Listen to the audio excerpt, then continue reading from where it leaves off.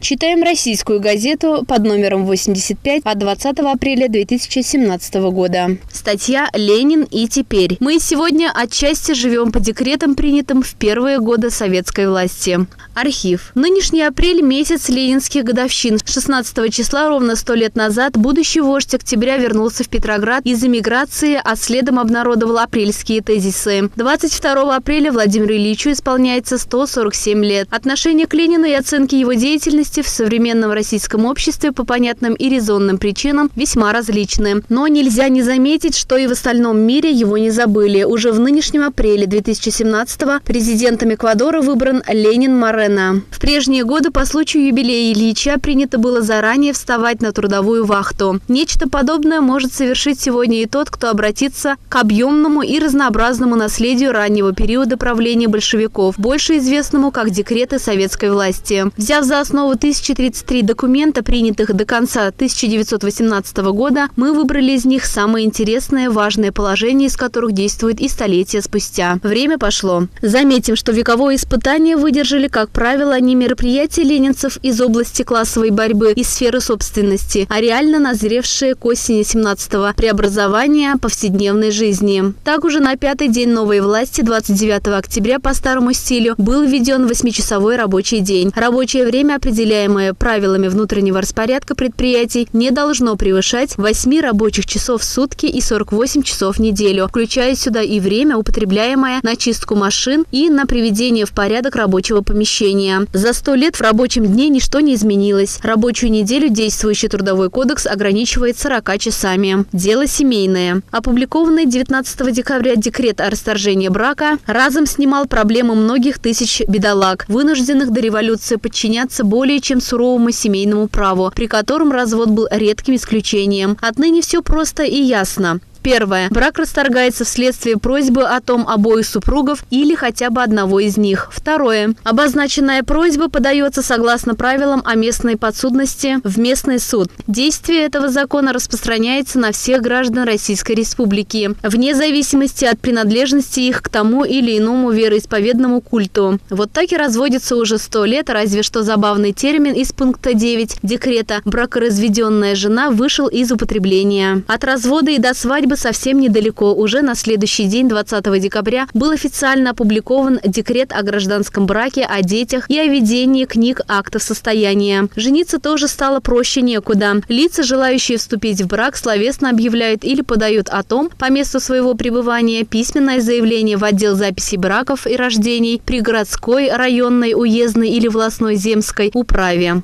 Примечание. Церковный брак наряду с обязательным гражданским является частным делом брачующихся. И эта процедура вполне себе сохранилась. Впрочем, словесных заявлений в наше время не принимают. 23 декабря 1917 года по старому стилю пришел черед отправиться на свалку старорежимной орфографии с опубликованием декрета о введении нового правописания. В 13 пунктах нашлось место не только изъятию из алфавита букв «ять» и «фита», а также твердого знака в конце слов, но и правилам переноса. 5-й пункт изложен загадочно. Признать желательным, но не обязательным употребление буквы «ё».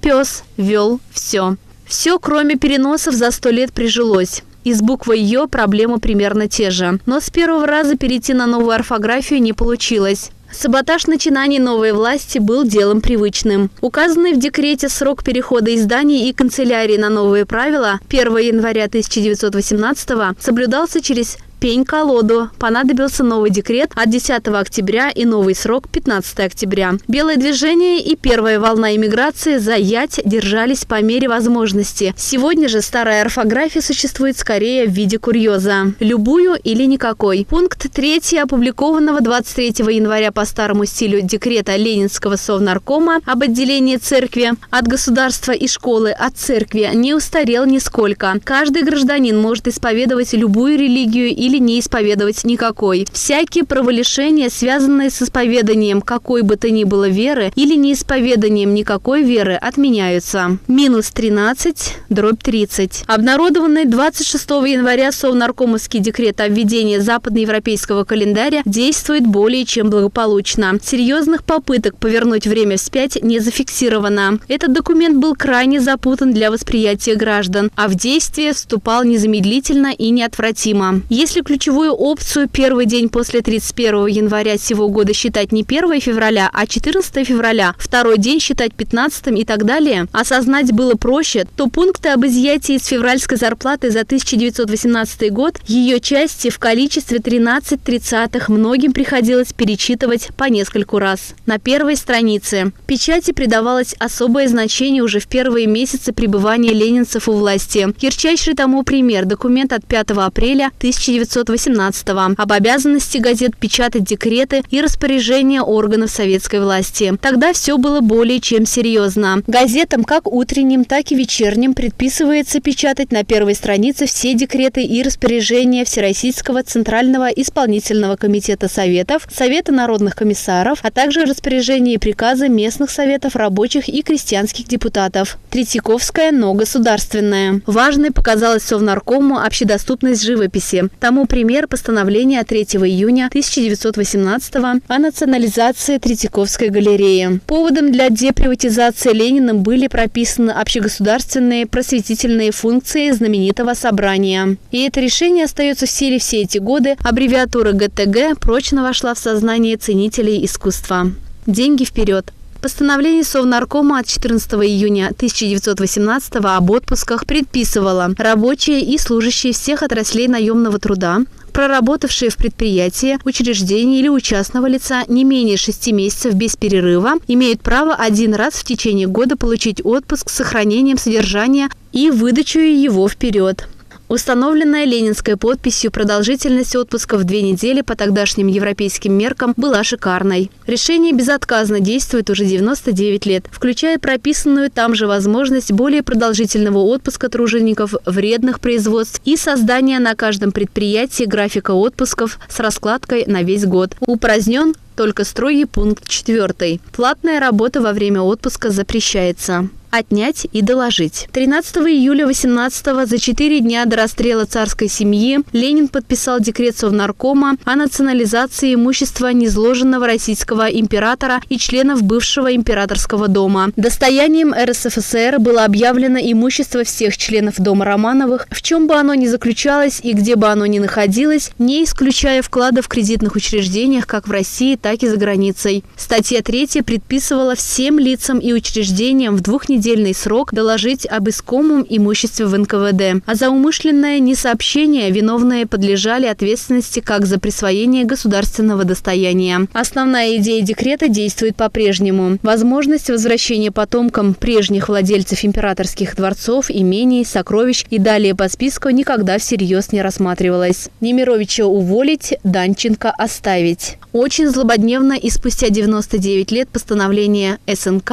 от 27 июля 1918 года об ограничении совместной службы родственников в советских учреждениях. Строгости вводились такие. Не могут состоять на службе. Первое. В одном и том же отделе какого-либо советского учреждения, как центрального, так и местного, лица, находящиеся в родстве или свойстве между собою. Второе. В одном и том же учреждении лица, находящиеся в родстве или свойстве с кем-либо из ответственных руководителей данного учреждения. Собственно, советских учреждений уже нет, а ограничения актуальны. Есть даже стремление их ужесточить, что показал недавний казус с попыткой ограничить работу родственников в сфере искусства. Спички, свечки, двойки. Некоторые акты советской власти, напротив, никак не претендовали на вечность. Вот пример декрета от 7 марта 1918-го. В наше время невозможного совершенно. О введении государственной монополии на спички, свечи, рис, кофе, перец и привозные пряности и о национализации спичечных и свечных фабрик и предприятий по оптовой торговле рисом, кофе, перцем и пряностями. Итоги нашей трудовой вахты не должны вводить в заблуждение. Давно пережившие в свое время нормы декретов Ильича, конечно же, исключение из правил, хотя и весьма любопытное и подтверждающее верную в целом истину о непрерывности отечественной истории при прерывистости форм и методов правления. Советскому и в том числе ленинскому наследию очень нужно искать в этом непрерывном прошлом как можно более близкое к реальности место, где не может быть только двух красок – черной и белой. Статью подготовил Юрий Борисенок, кандидат исторических наук. Специально для рубрики «Читаем газеты» Олеся Григорьева.